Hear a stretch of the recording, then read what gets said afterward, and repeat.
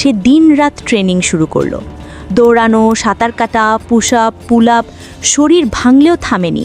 সে দিনে 100 মাইল দৌড়াতো, ঘুমাতো 4 ঘন্টা, খেত সামান্য, কিন্তু বিশ্বাস হারায়নি। 3 মাসে সে 50 কেজি ওজন কমিয়ে ফেলল, আর অবশেষে নেভি সিল ট্রেনিংয়ে জায়গা পেল। কিন্তু এখানেই শেষ নয়।